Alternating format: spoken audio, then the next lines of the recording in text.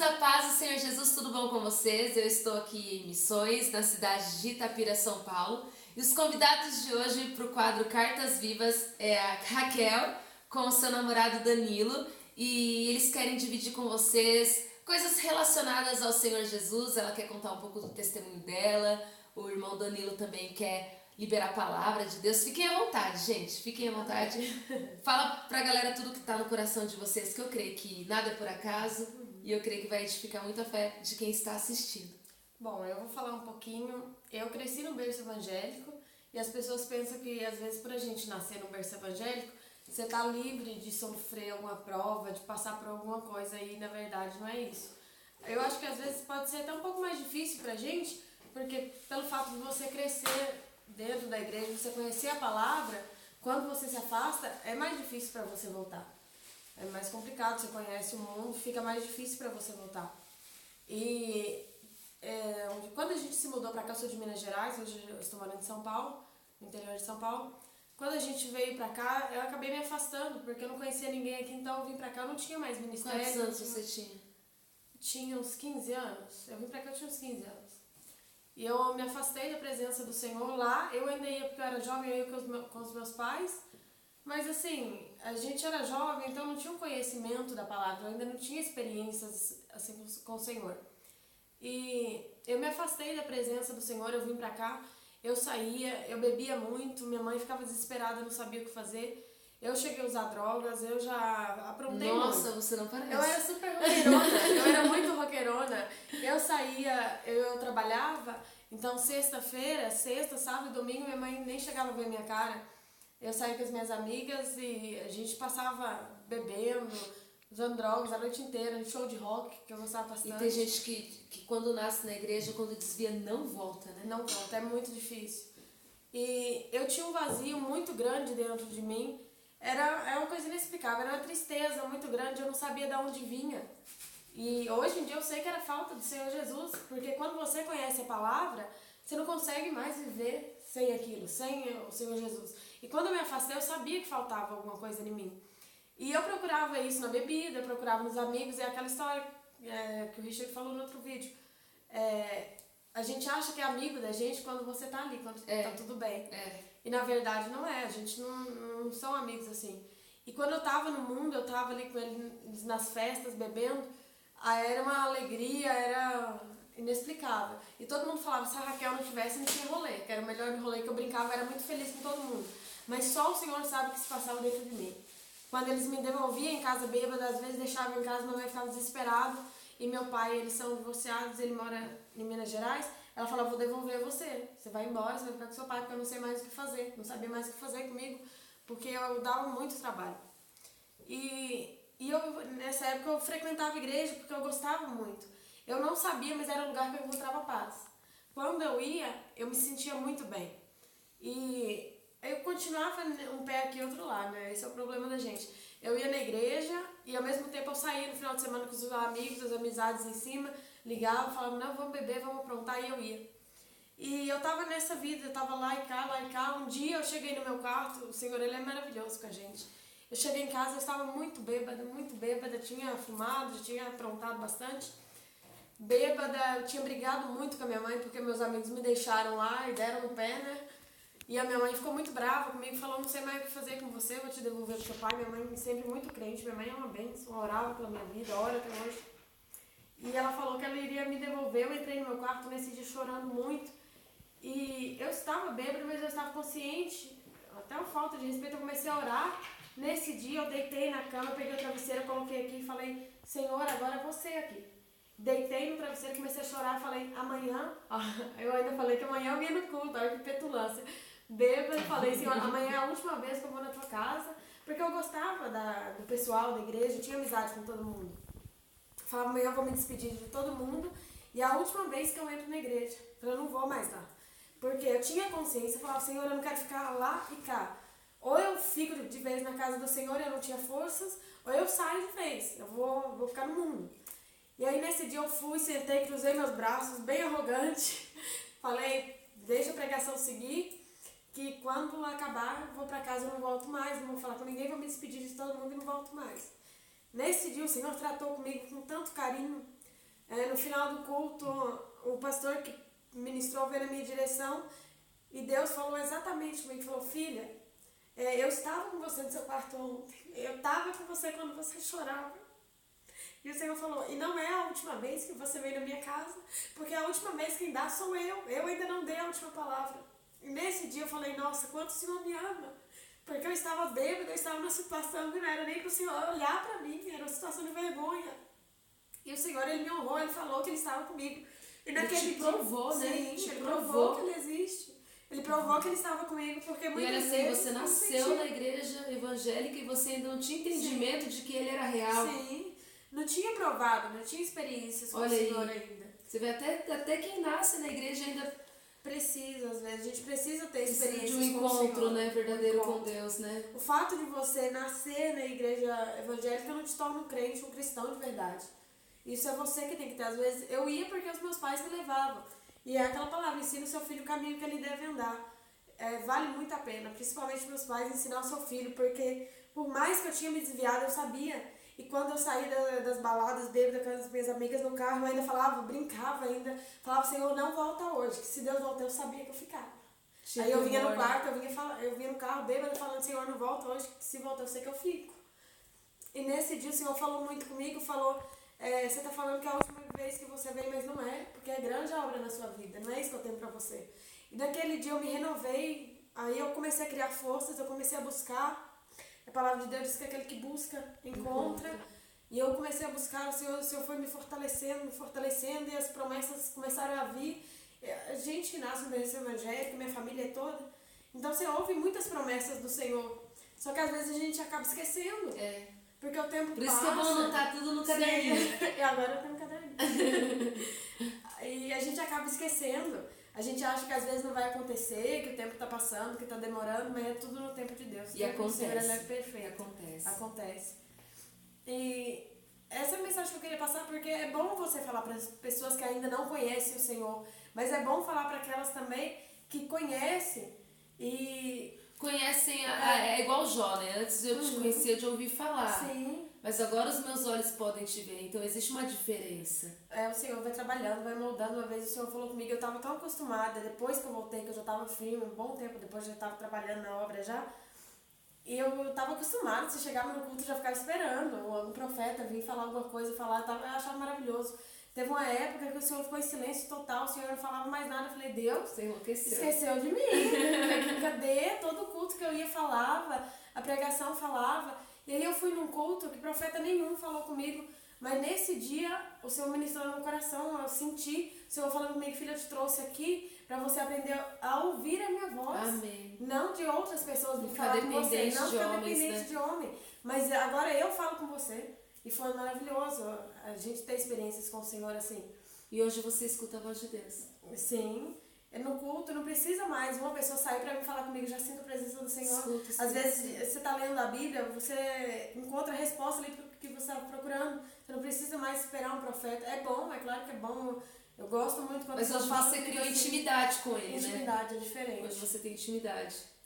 Nossa, é muito bom. Assim, para as pessoas que às vezes estão afastadas dos caminhos do Senhor, que acham que não tem força para voltar, o Senhor, Ele dá força. Se você pedir, o Senhor, Ele dá. O Senhor, Ele é muito generoso com a gente. Naquele momento que eu pedi para o Senhor, que eu falei, no meu coração, o Senhor sabia que eu queria estar lá, mas eu não tinha forças. Então, o Senhor, Ele me resgatou. Ele falou para mim que não era a última vez, porque Ele sabia que o meu desejo era estar lá. Então, Ele foi muito maravilhoso comigo.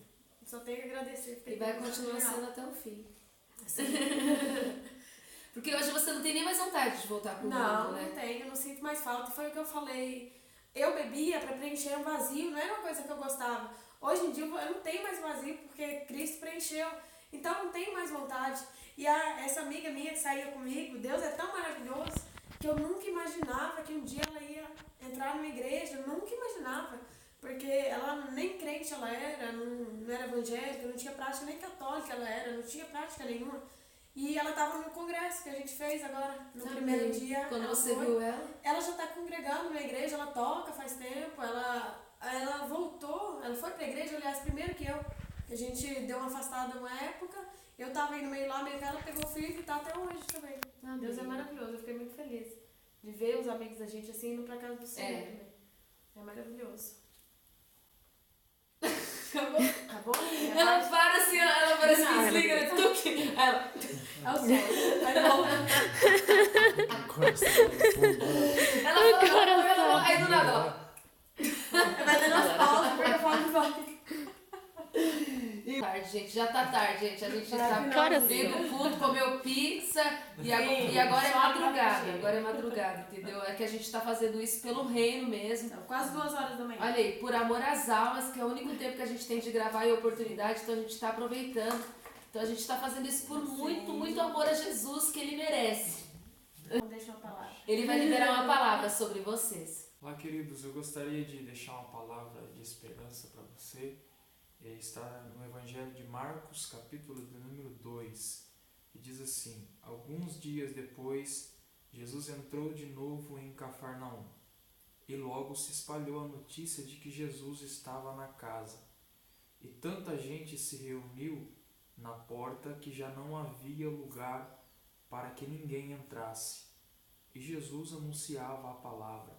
Então, levaram um paralítico carregado por 4 homens. Mas eles não conseguiam chegar até Jesus por causa da multidão. Então, fizeram um buraco no teto em cima do lugar onde Jesus estava e pela abertura desceram a cama em que o paralítico estava deitado. E vendo a fé que eles tinham, Jesus disse ao paralítico: Filho, seus pecados estão perdoados. Queridos, eu gostaria, em rápidas palavras, de falar sobre esse homem que talvez seja uma lição de vida para muitos que vão assistir esse vídeo, esses testemunhos. Nós vemos aqui um homem paralítico. Esse homem estava impossibilitado de se movimentar. Esse homem estava impossibilitado de se levantar. Esse homem estava numa cama. E o texto vai dizer que Jesus está pregando em Cafarnaum, em uma certa casa.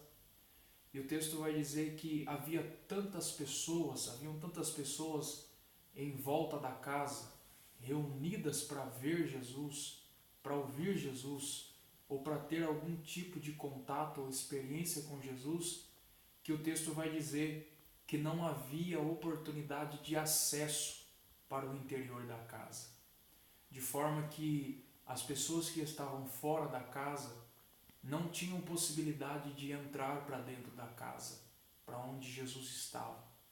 E as pessoas que estavam dentro não tinham a oportunidade de ter acesso ao exterior da casa. Ou seja, a casa estava tomada por uma grande multidão. E é certo que haviam ali leprosos, é certo que haviam ali cegos, é certo que haviam ali pessoas de todos os tipos de problemas, pessoas de todos os tipos de sequelas. Mas o texto vai fazer menção de um homem. Esse homem, o texto vai dizer que era paralítico. Esse homem não tinha a oportunidade de ter acesso ao interior da casa. Esse homem estava ali na porta, esperando por uma oportunidade para que a sua vida fosse transformada, para que a sua vida fosse mudada. Esse homem estava cheio de limitações. Ele não podia se levantar por si próprio, ainda que ele quisesse, ainda que ele tivesse vontade, ainda que ele tivesse disposição. Havia um grande problema que impossibilitava a movimentação desse homem e, consequentemente, esse homem, em uma visão humana, jamais seria curado, jamais seria transformado. As portas estavam fechadas para ele. E essa noite eu gostaria de deixar uma palavra de Deus para você que está assim, com portas fechadas, para você que está assim, com a sua movimentação, o seu crescimento prejudicado. Você percebe que você não consegue crescer, você não consegue se mover, você tem a impressão de que sua vida é sempre a mesma coisa, você tem a impressão de que a sua vida não muda, de que a sua família não muda. E às vezes O que faz isso são as portas da religião fechada para o homem. O homem não consegue ter acesso a Deus. O homem, por mais que queira, às vezes ele não consegue ter contato com Deus. Mas essa noite, assim como o texto diz, que 4 homens, esses 4 homens, o texto não fala que tinha parentesco com esse paralítico. Esses 4 homens foram movidos por algo chamado fé. Eles pegaram o paralítico sem interesse financeiro, sem interesse de troca, mas a fé os moveu a pegar o paralítico e fazer alguma coisa pelo paralítico. Sabe o que eu vejo nesse texto? Eu vejo Deus se importando com um homem, porque havia uma grande multidão, mas o texto diz que um homem foi movimentado por 4 homens que tinham fé de que alguma coisa podia acontecer na vida desse paralítico. Não havia porta de acesso, não havia condições de entrar para dentro da casa. E sabe o que a fé fez com que esses homens fizessem? Eles inserissem o paralítico para dentro da casa através do teto.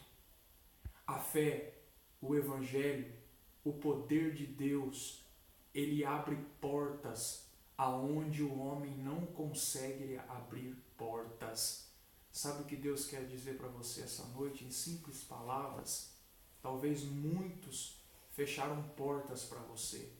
Talvez muitos bateram a porta na sua cara. Mas o poder de Deus, o evangelho, o amor de Cristo é capaz de abrir portas aonde você jamais imaginaria que essas portas pudessem ser abertas. A Bíblia diz que eles destaparam o telhado e eles colocaram o paralítico dentro da casa. E o que Jesus disse ao paralítico: filho, perdoados estão os teus pecados. Sabe o que eu vejo aqui para encerrar essa palavra? Jesus, antes de curar, ele perdoa o pecado do paralítico. Por isso que nessa noite Jesus quer te dizer que ele perdoa os seus pecados e ele está interessado em curar a sua vida. Por mais que as portas estejam fechadas e os acessos sejam restritos, o evangelho, Jesus, pode fazer com que você tenha um encontro com ele e com o seu amor. Amém? Deus abençoe em nome de Jesus. Aleluia. Eu não sei se é sono, mas enquanto ele falava, eu via flores. Eu creio que é a presença de Deus mesmo. Eu via tantas flores assim, sabe? Ele falando e eu vendo flores. Misturou sono com visão. Obrigada, Danilo. Obrigada, Raquel. Gente, este é o casal que eu conheci. Casal maravilhoso. E eu não queria deixar de compartilhar com vocês a fé deles, porque eu creio que do mesmo jeito que ele falou que foram 4 amigos que se moveram para levar o paralítico até Jesus, eles estão aqui como esses 4 amigos, fazendo isso por você, pela tua vida. É como diz o Amém? louvor, né? Que eles estão aqui cansados, entendeu? Eles estão fazendo isso em primeiro lugar por Jesus, mas é também por preocupação a você. Amém? Então você é o paralítico e nós estamos aqui como os amigos. Amém? E você vai se achegar até Jesus. Amém? Porque se não é pela tua fé, é pela nossa. Amém. Amém? E que esse vídeo edifique a fé de vocês em nome de Jesus. Beijos, a paz, amo vocês, que Deus os abençoe. E o Instagram de todo mundo que eu gravei eu vou deixar abaixo nos comentários. Ninguém vai ficar perdido não. Quem quiser conversar com eles é só procurar, tá bom? Amém. A paz.